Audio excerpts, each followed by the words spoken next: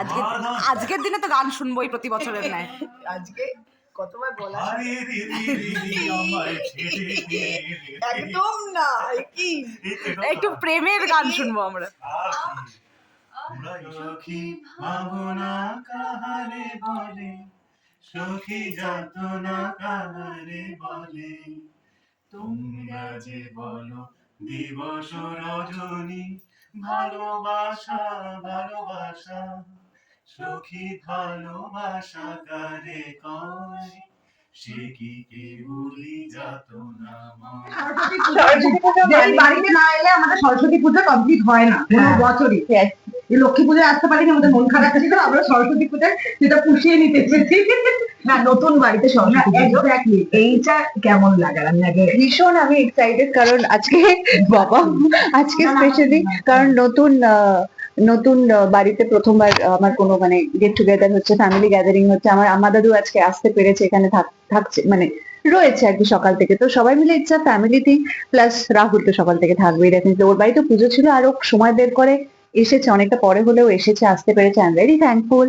তো হ্যাঁ, মানে জমিয়ে আনন্দে কাটছে। আর নতুন বাড়ি ভেরি ইমোশনাল, কারণ ওকে দেখে এত হাসি পাচ্ছে, আমি ডিস্ট্রাক্ট হয়ে যাচ্ছি। ও এরকম করে ইমোশনাল কথা বলতে গিয়ে সত্যি। সেটা মানে একটা কমেডি দেখে। আচ্ছা, আমি আমার নতুন বাড়ি নিয়ে আমি একটা মানে একটা কথা বলছি। তো হ্যাঁ, নতুন বাড়ি দেখতেই পাচ্ছি, খুব আর কি ভালোবেসে প্রত্যেকটা কর্নার আমরা ভেবে চিন্তে সাজিয়েছি, মা বাবা আমি বোন। আমাদের ব্লগেও আই গেস অনেকে দেখছে, কারণ আমরা যেটা যেটা আনবক্সিং করছি এবং সেটা ভিডিও করে ছাড়ছি। তো হ্যাঁ, একটা বাড়ি তো সব, আমার মনে হয় কতটা জায়গা সেটা থেকে বড় কথা মানে কোথায় থাকছি সেটা থেকে বড় কথা বাড়িতে সবাই ভালো আছি কিনা। তো ভালোবাসা একটা বাড়ি থাকে, তো কখনো কখনো কোনো মানুষও বাড়ি হয়ে যায়। বা এইটা মানে এখানে আমার কাছে, আমার বাড়িতে আমার বাবা আছে, মা আছে, আমার বোন আছে, আমার আম্মা দাদু আছে, ও আছে। আই থিঙ্ক আমার ভালোবাসা অনেক মানুষজন আছে। আমি ফুল মানে আমার অনেক বাড়ি হয়ে গেছে। তো এটাই আমার কাছে ভালোবাসার মানুষদেরই ভালোবাসার বাড়ি, একদম ভালোবাসার বাড়ি।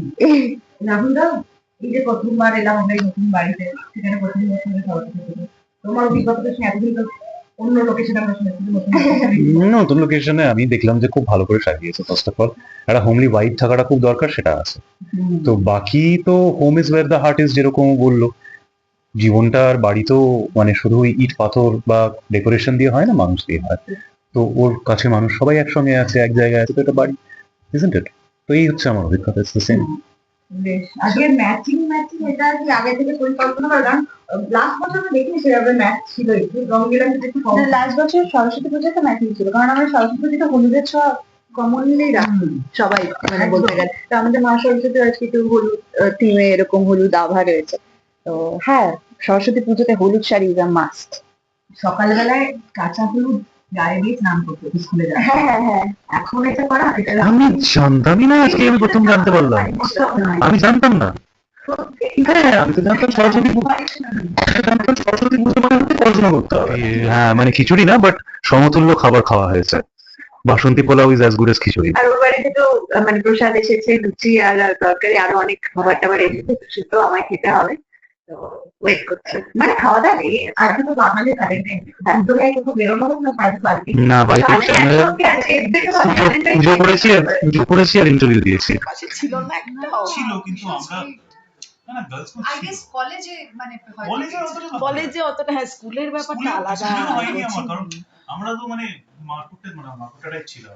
আর একমাত্র সরস্বতী পুজোর দিনই বয়েজ স্কুলের ছেলেরা গার্লস স্কুলে ঢুকতে পারতো, এন্ট্রি ছিল তাদের। ছিল না কিন্তু খুব বাজে স্কুলেও ছিল, সব স্কুলেই মোটামুটি বাগবাজা মাল্টিপারপাস ভালো স্কুল ছিল, আমাদের আলাদা করেনি।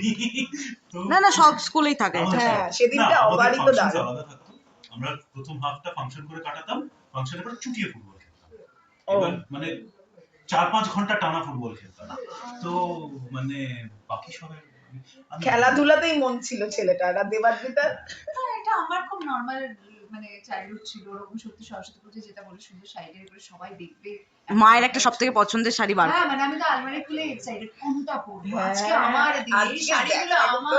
মানে আর ছোট ছিলাম, মায়ের ওই 12 হাতের শাড়ি হয় ওটা এরকম করে পেঁচিয়ে পেটটা ফুলে ওইভাবেই স্কুলে যাচ্ছি। কিন্তু আমার আবার ছোটদের শাড়িগুলো পরতে আবার ইগো লাগতো।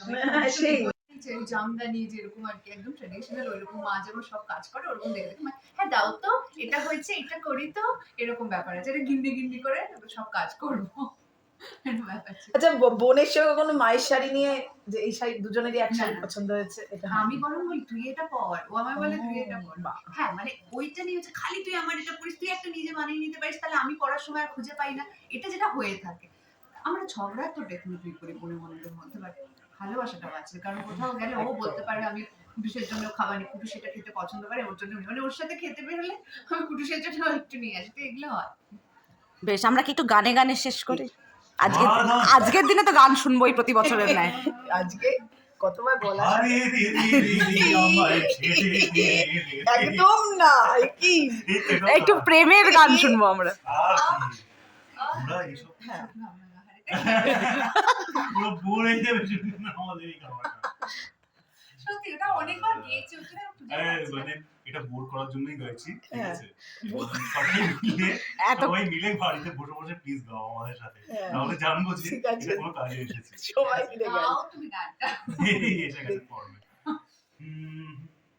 সখী ভাবনা কাহারে বলে সখী যাতনা কাহারে বলে তোমরা যে বলো দিবস রজনী ভালোবাসা ভালোবাসা সখী ভালোবাসা কারে কয় সে কি কেবলি যাতনাময় thank you thank you thank you thank you thank you একদম দারুণ। আমরা এই লাস্ট এই মোমেন্টের জন্য ওয়েট করে থাকি প্রত্যেক বছরই যে তোমরা তোমাদের সাথে গানে গানে শেষ হবে।